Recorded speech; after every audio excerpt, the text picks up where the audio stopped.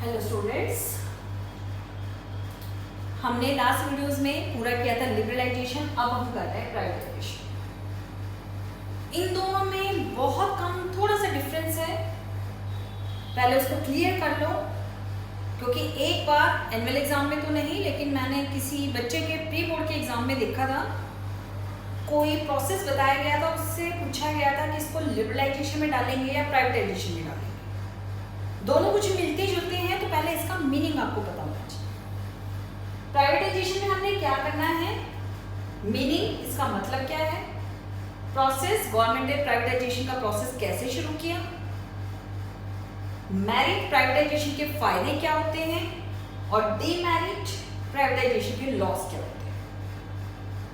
क्योंकि प्राइवेटाइजेशन सिर्फ एक ही सेक्टर में है, तो इसलिए अलग अलग सेक्टर्स में हमने नहीं करना। अब सबसे पहले हम इसका मीनिंग देख रहे हैं।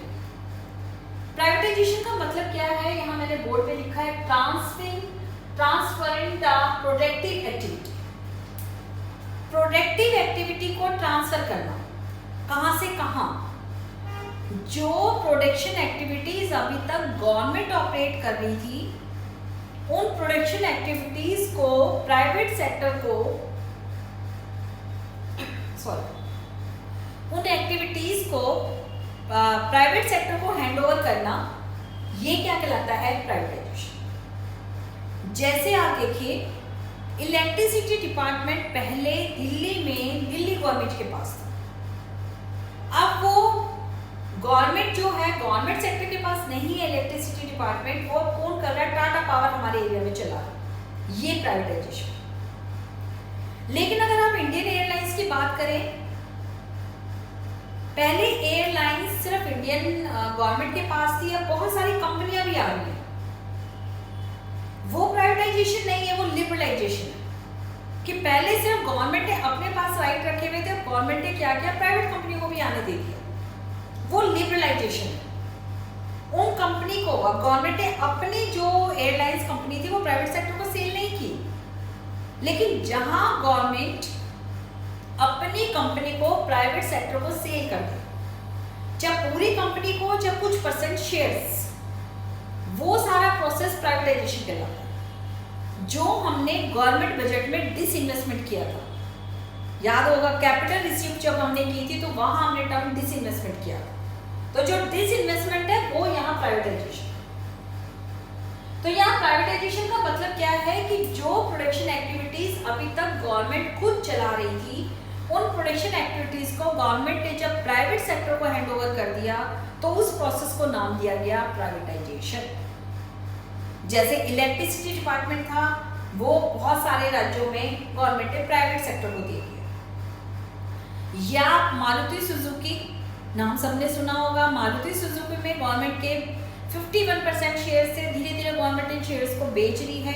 अब गवर्नमेंट के 12 से 30% शेयर्स गवर्नमेंट के पास रह गई है। ये प्रोसेस क्या है, ये प्रोसेस भी आपका क्या कहलाता है, प्राइवेटाइजेशन। तो एक नंबर में डेफिनेशन पूछी जा सकती है कि प्राइवेटाइजेशन आपके पास क्या है, तो इसमें प्राइवेटाइजेशन में आपको सिर्फ क्या लिखनी है, प्राइवेटाइजेशन में आपको डेफिनेशन देनी है। डेफिनेशन देने के बाद अब उसका प्रोसेस, गवर्नमेंट ने प्राइवेटाइजेशन का जो प्रोसेस है वो कैसे शुरू किया। अब प्राइवेटाइजेशन के लिए ये पॉलिसी हम 1991 में कर रहे हैं, तो जो भी गवर्नमेंट ने जो प्रोविजन दिए वो किए 1991 में। इन प्रोविजन में गवर्नमेंट ने क्या किया, दो तरीके से प्राइवेटाइजेशन शुरू किया। एक क्या किया कि जो गवर्नमेंट ने अपने जो शेयर से, कंपनी के जो शेयर से, वो पब्लिक सेक्टर से प्राइवेट सेक्टर को देने शुरू कर दिए। दूसरा, जो पब्लिक सेक्टर की जो कंपनियां थी, वो पूरी कंपनी प्राइवेट सेक्टर को सेल की।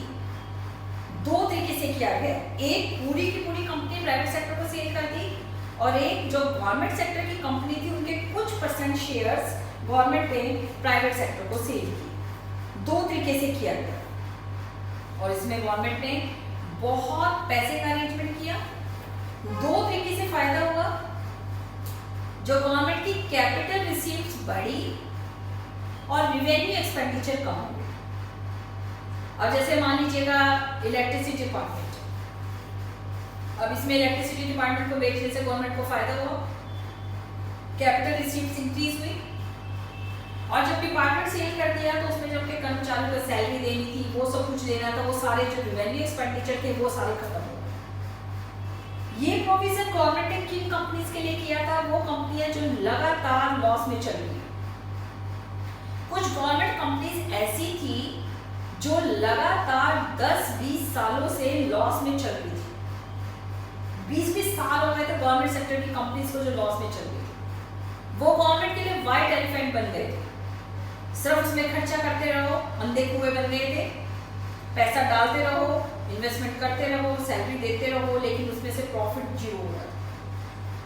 और ये गवर्नमेंट के लिए बहुत बहुत बड़ा लॉस था, लगातार इतना एक्सपेंडिचर को क्लियर करना। इसलिए गवर्नमेंट ने प्राइवेटाइजेशन या डिसइन्वेस्टमेंट की पॉलिसी अपनाई, जिससे ऐसी कंपनियों को प्राइवेट सेक्टर को सेल कर गवर्नमेंट ऐसी कंपनी से छुटकारा दे। इसके बहुत सारी कंपनियां हैं जो गवर्नमेंट ने प्राइवेटाइजेशन के अंतर्गत पब्लिक सेक्टर से वो प्राइवेट सेक्टर में हुई।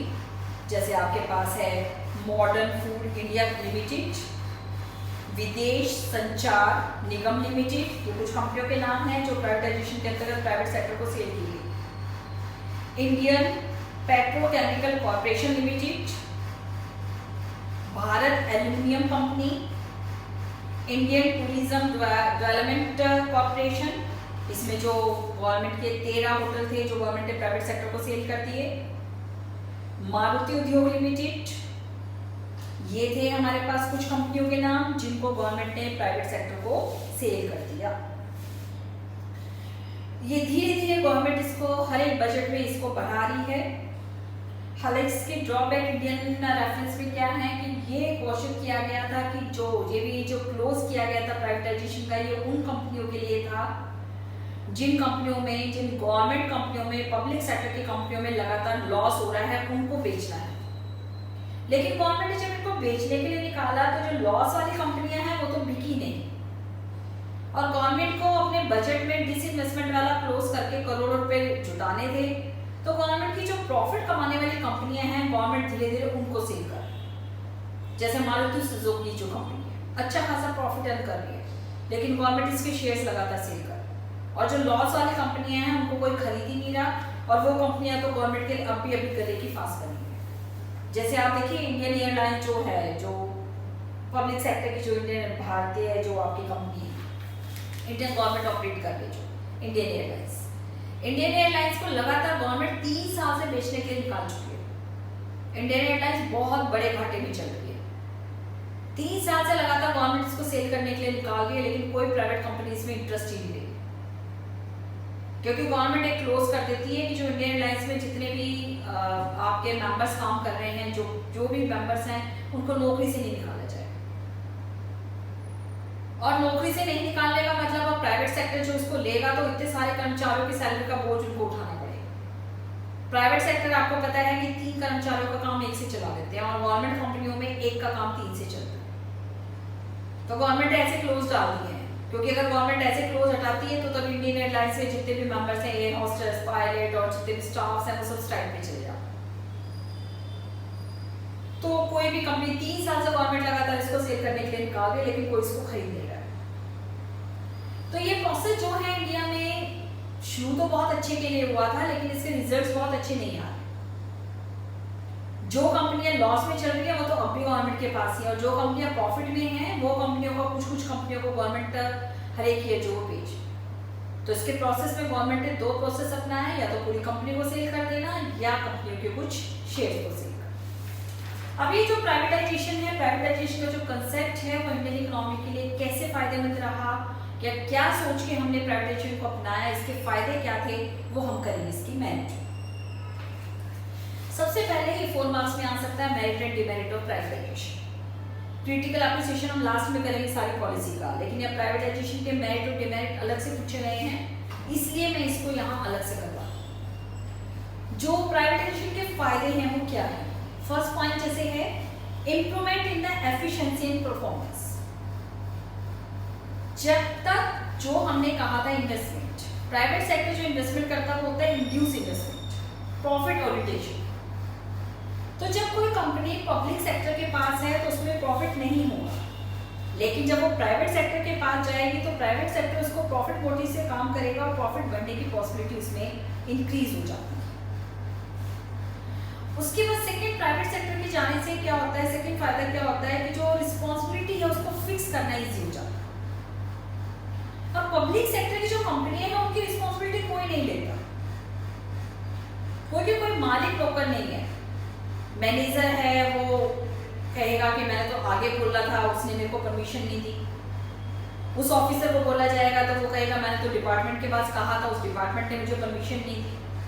उस डिपार्टमेंट के हेड से पूछा जाएगा तो वो ये कहेगा मैंने उस मिनिस्टर को कहा था, उसने मुझे परमिशन नहीं दी। पब्लिक सेक्टर में कोई भी रिस्पॉन्सिबिलिटी लेने के लिए तैयार नहीं होता, और रिस्पॉन्सिबिलिटी नहीं लेंगे तो काम भी अच्छे से नहीं होगा। लेकिन जो प्राइवेट सेक्टर है, प्राइवेट सेक्टर में रिस्पॉन्सिबिलिटी को जो कंपनी का सीईओ है उसके ऊपर सारी रिस्पॉन्सिबिलिटी है, उसे पता है मुझे क्या करना है, क्या नहीं करना, क्या डिसीजन लेना है, सारे डिसीजन बहुत इजीली लिए जा सकते। तो इससे रिस्पॉन्सिबिलिटी फिक्स करने से डिसीजन लेने में बहुत आसानी होती है।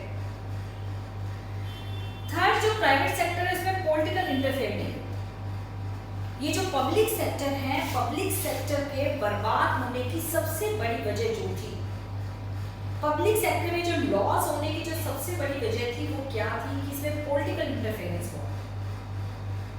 जैसे जो कंपनियां मान लीजिएगा 1960 में स्टैब्लिश हुई और 20 साल से वो लगातार लॉस में चल रही, तो 1980 में उनको बंद करने का डिसीजन क्यों नहीं ले लिया गया? क्यों नहीं लिया? क्योंकि जो रूलिंग पार्टी है वो अगर ये डिसीजन लेगी तो उसे ये पता है कि अगले साल के इलेक्शन में उसे हार नहीं मानना। तो कोई भी अपने पॉलिटिकल कैरियर को बर्बाद नहीं करना चाहता, तो जो रूलिंग पार्टी है कोई भी डिसीजन नहीं ले पाई। एक के बाद एक दूसरी पार्टी आती चली गई, लेकिन कोई ये डिसीजन नहीं ले पाया कि जो इतनी पब्लिक सेक्टर की यूनिट लगातार लॉस में चल रही है को बंद कर।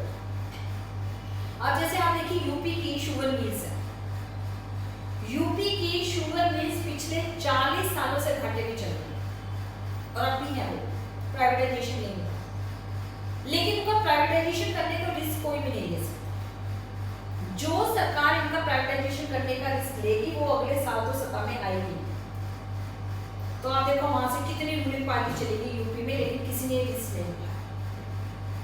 तो इनमें जो पब्लिक सेक्टर की यूनिट है इनमें पॉलिटिकल इंटरफेरेंस बहुत था, जो इनको एफिशिएंसी से ऑपरेट करने में बहुत बड़ी इनकी बाधा बनता था। लेकिन जो प्राइवेट सेक्टर के पास जाने में इस तरह का कोई पॉलिटिकल इंटरफेरेंस नहीं था, वो जो भी डिसीजन लेते प्रॉफिट के लिए लेते, तो उसकी वजह से भी प्राइवेटाइजेशन जो है वो कामयाब रहा। उसके बाद रिस्पॉन्स टाइम, अब पब्लिक सेक्टर में रिस्पॉन्स टाइम बहुत देर से होता है। आप प्रोडक्शन कर रहे हो, अप्रूवल के लिए भेजा, वो आगे भेजा गया, उससे आगे भेजा गया, अगर ठीक नहीं है तो उसको डिसीजन होने में महीनों लग जाते थे। इतनी देर में कितना माल बन चुका होता था, वो सारा माल बिका। लेकिन प्राइवेट सेक्टर में रिस्पॉन्स टाइम बहुत जल्दी हो जाता है, फटाफट आप देख के उसमें जो भी इम्प्रूवमेंट करना चाहो वो आप बहुत जल्दी कर सकते हो। कोई भी डिसीजन लेना है, मशीन चेंज करने का डिसीजन लेना है, वैरायटी चेंज करने का डिसीजन लेना है, कहीं एक्सपोर्ट्स का डिसीजन लेना है, तो प्राइवेट सेक्टर में बहुत क्विक डिसीजन होते हैं और क्विक डिसीजन की वजह से आप लॉस से बचा सकते हैं। तो ये फायदा रहा प्राइवेटाइजेशन की, ये आपके प्रॉफिट रहे कि इससे जो इंडियन इकोनॉमी है, जो भी इंडस्ट्रीज प्राइवेट सेक्टर के पास गई वो बहुत एफिशिएंटली मूव हो पाई। एफिशिएंटली मूव होने के बाद उसको सही ढंग से ऑपरेट कर पाए। उसके बाद इसके कुछ लॉस जो प्राइवेटाइजेशन के अगेंस्ट में आर्गुमेंट दिए जाते हैं, वो सबसे पहले ये है कि इससे प्राइवेट मोनोपोली क्रिएट हो सकती है। गवर्नमेंट में मोनोपोली नहीं है, लेकिन प्राइवेट मोनोपोली की कंपनियों को, कुछ ही कंपनियां हैं जो लगातार गवर्नमेंट सेक्टर की कंपनीज को परचेज करती रहे, प्राइवेट सेक्टर के पास जाती रहे। अब प्राइवेट सेक्टर के पास जब बहुत सारी कंपनियां चली गई तो प्राइवेट सेक्टर क्या करेगा? मोनोपोली हो जाएगी। मोनोपोली मतलब सिंगल कंट्रोल। सिंगल कंट्रोल होने से वो क्या करेंगे? प्राइस बढ़ाएंगे। प्राइस बढ़ाने से कंज्यूमर का एक्सप्लॉयटेशन होगा, और कंज्यूमर का एक्सप्लॉयटेशन होगा तो से इकोनॉमी में सबके लिए लॉस होगा। Second, unemployment. ये हम करेंगे आगे जब इसके करेंगे कि इंडिया में 1991 के बाद में जो हो रहा है वो जॉबलेस ग्रोथ हो रहा है। जॉबलेस ग्रोथ की ग्रोथ रेट तो हमारा बहुत इंक्रीज हो रहा है, लेकिन अनएम्प्लॉयमेंट लेवल लगातार इंक्रीज हो रहा है। ये प्राइवेटाइजेशन का सबसे बड़ा लॉस रहा। गवर्नमेंट सेक्टर जब तक पब्लिक सेक्टर के पास ये कंपनियां रही, पब्लिक सेक्टर ने सोशल वेलफेयर के लिए लेबर इंटेंसिव टेक्निक का यूज किया। लेकिन जब ये कंपनियां प्राइवेट सेक्टर के पास चली गई तो प्राइवेट सेक्टर सिर्फ और सिर्फ जो हमने कैपिटल इकोनॉमी में किया था, हाउ टू प्रोड्यूस, वो सिर्फ उसी टेक्निक को यूज करेगी जिसमें प्रॉफिट मैक्सिमम है। तो यहाँ प्रॉफिट मैक्सिमम करने के लिए इन कंपनियों ने क्या किया? प्रॉफिट मैक्सिमम करने के लिए इन कंपनियों ने मैक्सिमम लेवल तक कैपिटल इंटेंसिव टेक्निक का यूज किया। और कैपिटल इंटेंसिव टेक्निक का यूज करने से क्या हुआ? अनएम्प्लॉयमेंट जो है लगातार इंक्रीज हो रहा है। उसके बाद जो तीसरा लॉस हुआ, डिमेरिट जो थी इसमें, सोशल वेलफेयर, इनमें सोशल वेलफेयर बहुत ज्यादा नेगलेक्ट हुआ। जहां जहां प्राइवेटाइजेशन हुआ, अब आप जैसे इलेक्ट्रिसिटी में देख लीजिए, अब इलेक्ट्रिसिटी सेक्टर में जब आप देख रहे हैं, इलेक्ट्रिसिटी सेक्टर में आपके पास पहले बिजली के रेट कम थे, लेकिन जब से प्राइवेटाइजेशन हुआ है उसके बाद आपके पास कितना ज़्यादा जो है वो लगातार आपके पास रेट जो बढ़ते चले जा रहे हैं। उसके बाद फिर जो लॉस था इंडियन रेफरेंस में हुआ, जो एक होता है ओवर वैल्यूएशन और एक होता है अंडर वैल्यूएशन। अंडर वैल्यूएशन का मतलब, अब यहाँ करप्शन के कारण जब पब्लिक सेक्टर से प्राइवेट सेक्टर की तरफ ऑनरशिप को ट्रांसफर करना है तो जो पब्लिक सेक्टर की जो कंपनियां हैं उनका वैल्यूएशन किया जाता है। वैल्यूएशन करने का मतलब इनकी कीमत क्या है। लेकिन ये करप्शन के कारण गवर्नमेंट सेक्टर के कुछ ऑफिसर्स हो सकते हैं, कुछ मिनिस्टर्स हो सकते हैं, उनके करप्शन के कारण और बिजनेस ग्रुप के आपसी साठ काट के कारण कि उनका आपस में कोई हो गया कि किसी बिजनेस सेक्टर ने कहा टेंडर मुझे मिल जाना चाहिए और आपने अच्छी खासी रिश्वत दे दी, तो उस कंपनी को इतना ज़्यादा अंडर वैल्यूएशन किया गया कि जैसे कहते हैं ना कोड़ियों के दाम बिक रहे, बहुत लोअर प्राइस पर दिया गया। आप कितने बड़े बड़े घोटाले हुए हैं जो अभी कोर्ट में केस चलने लगे, वो सारा अंडर वैल्यूएशन के थे। तो वो भी इंडिया के लिए बहुत बड़ा लॉस रहा कि जो कंपनियों की कीमत 300 करोड़ है उन कंपनियों को 5-5 करोड़ में प्राइवेट सेक्टर को दे दिया। तो ये भी इसका जो प्राइवेटाइजेशन है इसका एक बहुत बड़ा लॉस हमारे पास रहा। उसके बाद ये जो प्राइवेटाइजेशन है इसमें आपने इतना ही करना है, मीनिंग, प्रोसेस, मेरिट और डिमेरिट। अब प्राइवेटाइजेशन से ही यहाँ एक छोटा सा टॉपिक आपको मिलेगा बुक्स में, बॉक्स में मिलेगा जनरली, वो टॉपिक भी आपको कवर करना है कि गवर्नमेंट की कुछ कंपनियां हैं जिसको गवर्नमेंट ने स्पेसिफाइड नाम दिया हुआ है महारत्न, नवरत्न और मिनी रत्न। अब हम थोड़ा सा इन कंपनियों के बारे में डिस्कस करेंगे, Maharatna industries, Navratna industries and mini Ratna industries. Maharatna industries जो है, नवरत्न और मिनी रत्न तीनों के, इसमें डेफिनेशन पूछी जा सकती है और कंपनियों के नाम पूछे जा सकते हैं। सबसे पहले गवर्नमेंट ने इनमें वर्ड यूज किया था नवरत्न इंडस्ट्रीज। नवरत्न इंडस्ट्रीज क्या थी? 16 गवर्नमेंट सेक्टर की इंडस्ट्रीज थी जिसको गवर्नमेंट ने नवरत्न इंडस्ट्रीज का नाम दिया। ये वो कंपनियां थी जो अपने एस्टेब्लिशमेंट के बाद कभी भी किसी भी साल लॉस इन्होंने नहीं दिखाया। मान लो किसी कंपनी को 30 साल हो गए एस्टेब्लिश किए हुए, 20 साल हो गए, 10 साल हो गए, तो अपने एस्टेब्लिशमेंट के बाद इन कंपनियों ने कभी भी लॉस नहीं दिखाया। ये कंपनियां लगातार प्रॉफिट चल रही थी, तो इनको प्रॉफिट में बनाए रखने के लिए गवर्नमेंट ने इम्पॉर्टेंट डिसीजन लिया। इनको नवरत्न इंडस्ट्रीज का नाम देते हुए गवर्नमेंट ने इनको अलग से पावर दी। इनको कोई मिनिस्ट्री, डिपार्टमेंट कंट्रोल नहीं करेगा, बल्कि इनके लिए बोर्ड ऑफ डायरेक्टर अपॉइंट किए गए और बोर्ड ऑफ डायरेक्टर जो हैं वो इनको ग्लोबल पहचान देंगे। बोर्ड ऑफ डायरेक्टर में बाकायदा मतलब ये नहीं है कि जैसे हमारे देश में है एजुकेशन मिनिस्टर, जिसकी खुद की एजुकेशन 8वीं पास है उसको एजुकेशन मिनिस्टर बना देते हैं। नवरत्न इंडस्ट्रीज में ऐसा नहीं था। नवरत्न इंडस्ट्रीज में जो बोर्ड ऑफ डायरेक्टर्स हैं उनमें जो मेंबर्स होंगे वो बाकायदा एफिशिएंट होंगे और एफिशिएंट भी की उसी एरियाज में एफिशिएंट होंगे। जैसे जो इंडस्ट्रीज हैं उसमें टेक्निकल डिपार्टमेंट है, तो टेक्निकल डिपार्टमेंट में प्रॉपर एक जो इंजीनियर है वही उसका मेंबर होगा। तो बाकायदा जो गवर्नमेंट ने इनके लिए बोर्ड ऑफ डायरेक्टर्स की अपॉइंटमेंट किया, जिसमें सिर्फ प्रोफेशनल्स ही होंगे, नॉन प्रोफेशनल्स इसमें नहीं होंगे, कोई पॉलिटिकल इंटरफेयर इनमें नहीं रहेगा। पॉलिटिकल इंटरफेयर का मतलब अपॉइंटमेंट जो होंगी है तो किसी मंत्री की सिफारिश इसमें अपॉइंटमेंट नहीं होगी।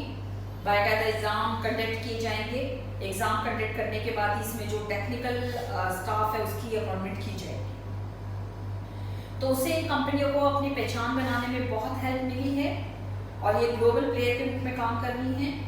इनमें जो नवरत्न 16 पब्लिक सेक्टर की इंटरप्राइज हैं, जिसमें से कुछ आपके पास हैं जिनको अब आप नाम से परिचित होंगे। भारत इलेक्ट्रॉनिक लिमिटेड, बेल जिसको कंपनी बोलते हैं।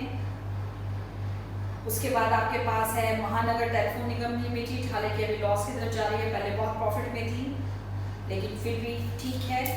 Hindustan petroleum corporation limited, oil India limited, container corporation of India limited, ये सारी कंपनियां 16 थी, लेकिन इसमें से कुछ कंपनियों को गवर्नमेंट ने आप जो है रिसेंटली बंद कर दिया है। जैसे आपके पास इसमें एक कंपनी है विदेश संचार निगम लिमिटेड। अगर किसी के पास पुरानी बुक है तो उसमें नवरत्न इंडस्ट्रीज में इसका भी नाम दिया हुआ है विदेश संचार निगम लिमिटेड, लेकिन ये विदेश संचार निगम लिमिटेड जो है ये आपका सिलेबस आउट ऑफ सिलेबस हो चुका है। आउट ऑफ सिलेबस नहीं, विदेश संचार निगम लिमिटेड का प्राइवेटाइजेशन हो चुका है और आपकी बुक्स में जो पुरानी बुक्स हैं उसमें अब इसको नवरत्न में डाला हुआ है। तो कुछ कंपनियां ऐसी हैं जिनका प्राइवेटाइजेशन हो चुका है। ये थी नवरत्न। सबसे पहले गवर्नमेंट ने इन कंपनियों को पहचाना था। फिर दिसंबर 2009 में गवर्नमेंट ने कुछ और कंपनियों को आइडेंटिफाई किया जिनको गवर्नमेंट ने महारत्ना कैटेगरी में डाला। 2009 दिसंबर 2009 में महारत्न इंडस्ट्रीज की कैटेगरी में कुछ इंडस्ट्रीज को डाला। ये कंपनियां वो थी जो पब्लिक सेक्टर की एक पहचान थी। इनके लिए भी रूल वही था कि कभी इन्होंने जो लॉस में ये नहीं चली। इनके जो बोर्ड ऑफ डायरेक्टर्स हैं महारत्न कंपनियों के, उनको नवरत्न इंडस्ट्रीज की तरह सारी पावर दी गई। जो नवरत्न इंडस्ट्रीज के रूल थे वही महारत्न इंडस्ट्रीज के ऊपर दिया गया। इनको अनलिमिटेड पावर दी गई कि वो कहीं भी इन्वेस्टमेंट कर सकते हैं, कहीं भी नई यूनिट स्टैब्लिश कर सकते हैं। इवन अगर फोन में भी विदेशों में ही अपनी ब्रांच खोलना चाहें तो विदेशों में भी अपनी ब्रांच खोल सकते हैं। इसमें जो कंपनी है महारत्न इंडस्ट्रीज में गवर्नमेंट ने 8 कंपनियों का नाम दिया, 8 कंपनीज, जिसमें आपके पास Bharat heavy electronic limited, BEL जिसको हम बोलते हैं, oil India limited, gas authority of India limited, GAIL GIL GAIL, gas authority of India limited, Indian oil corporation limited, IOC, national thermal power corporation limited, oil and natural gas corporation limited, steel authority of India SAIL जिसको हम बोलते हैं, Bharat petroleum corporation limited. ये सारी कंपनियां आज के time में प्रेजेंट हैं। इन 8 कंपनियों को गवर्नमेंट ने महारत्न कंपनी का नाम दिया। तीसरी कंपनी थी आपके पास मिनी रत्न इंडस्ट्रीज। पहली नवरत्न, सबसे पहले नाम दिया गया नवरत्न, फिर 2009 में गवर्नमेंट ने 8 और कंपनी की पहचान करके उनको नाम दिया महारत्न। उसके बाद फिर जो मिनी रत्न जो बहुत बड़े लेवल पे काम नहीं कर रही थी लेकिन प्रॉफिट उनमें भी हो रहा था, तो गवर्नमेंट ने पब्लिक सेक्टर के ऐसे यूनिट की पहचान की जिनको मिनी रत्न दिया गया। इसके लिए क्या है, इन कंपनियों के 3 साल तक लगातार जो प्रॉफिट है, नेट प्रॉफिट वो 30 करोड़ की होनी चाहिए। 3 सालों में लगातार प्रॉफिट आपके मोर देन 30 करोड़ होना चाहिए। इसके लिए गवर्नमेंट ने जो है इनके लिए मिनी रत्न इंडस्ट्रीज का नाम दिया। और मिनी रत्न जो इंडस्ट्रीज हैं इनकी जो 7 नंबर है वो है 75। तो ये 3 इंडस्ट्री जो हैं आपको थोड़ा सा इनके बारे में देखना है। आपके बुक्स में ये रनिंग में नहीं मिलेंगे, लेकिन रनिंग में मिलने के बाद आपके पास ये जो टॉपिक मिलेगा, ये टॉपिक आपके पास बॉक्स में मिलेगा। तो इसमें इन कंपनियां क्या हैं और इन कंपनियों में कौन कौन सी कंपनी हैं, इन कंपनियों को एक बार थोड़ा देख लेना, ये आपके पास इसमें आ सकता है। तो ये हमारा कंप्लीट हो गया प्राइवेटाइजेशन। अब हम करेंगे ग्लोबलाइजेशन। थर्ड जो इसमें है वो हम करेंगे ग्लोबलाइजेशन। ग्लोबलाइजेशन जो ग्लोबल करना है, ग्लोबलाइजेशन, ग्लोबल से वर्ड बना है ग्लोबलाइजेशन। ग्लोबलाइजेशन हमारे पास क्या था, जो इंडियन इकोनॉमी को अभी हमने इतनी रेस्ट्रिक्शंस में रखा हुआ है। इंडियन इकोनॉमी जो इतनी रेस्ट्रिक्शंस में थी, रेस्ट्रिक्शंस कैसे, इंटरनल लेवल पे नहीं, एक्सटर्नल लेवल पे, बाहर वर्ल्ड के साथ हम उसको जोड़ ही नहीं रहे हैं, इंटीग्रेट ही नहीं कर रहे हैं, हम उसको इंटीग्रेट नहीं कर रहे हैं, हमने उसको बंधनों में रख रखा कि बाहर से कोई आएगा नहीं, यहाँ से कोई जाएगा नहीं। तो ये प्रोसेस था ग्लोबलाइजेशन, इंडियन इकोनॉमी को रेस्ट ऑफ वर्ल्ड के साथ इंटीग्रेट करना, जोड़ना, ये प्रोसेस है ग्लोबलाइजेशन। तो ग्लोबलाइजेशन में हमने करना है इसकी मीनिंग और मेथड्स। ग्लोबलाइजेशन में या इंस्ट्रूमेंट आप कह सकते हो कि इसका मीनिंग और मेथड्स। तो सबसे पहले हम इसकी देखेंगे डेफिनेशन कि जो ग्लोबलाइजेशन है, ग्लोबलाइजेशन में गवर्नमेंट ने क्या किया। Globalization means integrating the economy of country with the world economy, integrating the economy with the world economy. अब ये ग्लोबलाइजेशन जो है बहुत तरीकों से किया गया। ग्लोबलाइजेशन में हमारे काफी सारे पॉइंट्स तो पहले आ चुके हैं लिबरलाइजेशन में, वो सारे पॉइंट्स आप डाल सकते हो कि ग्लोबलाइजेशन का फायदा क्या होता है, कि ग्लोबलाइजेशन से इकोनॉमी में इन्वेस्टमेंट बढ़ता है, जीडीपी का रेट बढ़ता है, टेक्नोलॉजी आती है हमारे पास। तो वो सारे जो है ग्लोबलाइजेशन इसलिए किया गया कि इकोनॉमी में फॉरेन इन्वेस्टमेंट बढ़ा, इकोनॉमी में हम कंपटीशन को बढ़ाएं, एफिशिएंसी बढ़े, एफिशिएंसी बढ़ने के साथ लोगों को न्यू वैरायटी मिले, इन सब के लिए ग्लोबलाइजेशन किया गया हमारे पास। और ग्लोबलाइजेशन में क्या क्या हम करेंगे कि मीनिंग हो गया, मीनिंग के बाद इसके मेथड्स क्या किया गया। सबसे पहले यहाँ फर्स्ट पॉइंट हम करेंगे कि इसमें जो है इंपोर्ट जो है, इंपोर्ट्स के ऊपर जो रेस्ट्रिक्शंस थी वो खत्म की गई। और इंपोर्ट्स के ऊपर रेस्ट्रिक्शंस हम पहले कर चुके हैं, दोबारा उन्हीं को रिपीट करवा रही हूँ, इसी चैप्टर में हमने किया है। इंपोर्ट टैरिफ्स को कम किया गया, 40% से 10% पे लाया गया। और जो क्वांटिटी रेस्ट्रिक्शन थी, क्वांटिटी रेस्ट्रिक्शन जो गवर्नमेंट ने इंपोर्ट कोटा फिक्स किए गए थे कि बाहर से इतने का ही सामान आप मंगवा सकते हो, इससे ज्यादा का नहीं मंगवा सकते, वो गवर्नमेंट ने खत्म कर। उसके बाद एक्सपोर्ट्स को बढ़ाने के लिए गवर्नमेंट ने एक्सपोर्ट्स ड्यूटीज जो है वो डिक्रीज की। एक्सपोर्ट्स को बढ़ाने के लिए एक्सपोर्ट्स हाउसेस को एस्टैब्लिशमेंट किया गया। ये एक्सपोर्ट्स हाउसेस वो थे जो इंडिया के जो ट्रेडिशनल चीजें थी या इंडिया के जिस सामान की डिमांड वर्ल्ड में थी, उसको वहाँ पे जो एक्सपोर्ट हाउसेस हैं वो विदेशों में इसके एग्जीबिशन लगाते हैं, लोगों को पता चलता है कि इंडिया में ये सामान बनता है। खासकर ट्रेडिशनल आर्ट्स हैं, जैसे आपकी मधुबनी पेंटिंग्स हैं, कांथा वर्क की साड़ी हैं, या कांथा वर्क के जो आपके पास कर्टेन्स हैं, मतलब जो हमारा ट्रेडिशनल आर्ट है, इसको प्रमोट करने के लिए जो एक्सपोर्ट हाउसेस बनाए गए हैं, ये विदेशों में बहुत सारे एग्जीबिशंस लगाते हैं। उन एग्जीबिशंस के द्वारा फॉरेनर्स को पता चलता है कि यहाँ क्या सामान अच्छा मिल सकता है। तो ये सारे जो प्रोविजन है ये ग्लोबलाइजेशन में किए गए, जितने भी एक्सपोर्ट्स हाउसेस बनाए गए ये ग्लोबलाइजेशन में ही हमारे पास बनाए गए। थर्ड जो है, जो फॉरेन कंपनीज हैं उनको यहाँ 100% इक्विटी के साथ इन्वेस्टमेंट की परमिशन दी गई। फोर्थ जो किया गया ग्लोबलाइजेशन में, पहले क्या था कि जो इंडियन कंपनियां हैं फॉरेन कंपनीज के साथ बहुत ज्यादा कॉलिजन नहीं कर सकती हैं, लेकिन अब इंडियन कंपनीज को फॉरेन कंपनीज के साथ कॉलिजन करने की परमिशन दी गई। मतलब मान लीजिए कोई इंडियन कंपनी है वो थोड़ा पैसा लगाना चाहती है, वो फॉरेन कंपनी के साथ ज़्यादा उसको अपने यहाँ बुलाकर उसके साथ अपना इन्वेस्टमेंट यहाँ करके न्यू इंटरप्राइज जो है वो स्टैब्लिश कर सकती है। जैसे आप इसमें देखिए रिलायंस में, रिलायंस जियो पूरे पहले रिलायंस कंपनी ने स्टैब्लिश किया था, लेकिन अब धीरे धीरे इसके इन्वेस्टमेंट जो है कितने सारे बाहर की कंपनी इन्वेस्टमेंट कर रही। लॉकडाउन में रेस्ट ऑफ वर्ल्ड की 5 कंपनीज ने इसमें इन्वेस्टमेंट किया और जियो ने अपना सारा लोन है वो वापस कर दिया है जो बाहर के इन्वेस्टर्स आए। तो ये जो ग्लोबलाइजेशन था, ग्लोबलाइजेशन में बाहर की कंपनियों को इंडिया में आने की परमिशन दी गई, जिससे ज्वाइंट जो वेंचर्स हैं वो स्थापित हो सके। और साथ साथ जो भारतीय कंपनियां हैं, इंडियन जो कंपनीज है वो रेस्ट ऑफ वर्ल्ड में भी किसी कंपनी के साथ में जाके ज्वाइंट वेंचर्स एस्टैब्लिश कर सकती हैं। जैसे आप देखिए कोरिया में कोरस कंपनी है, कोरस कंपनी को टाटा कंपनी ने खरीदा है और टाटा कंपनी वहाँ कोरिया गवर्नमेंट के साथ में उसको कोरस कंपनी को ऑपरेट कर रही है।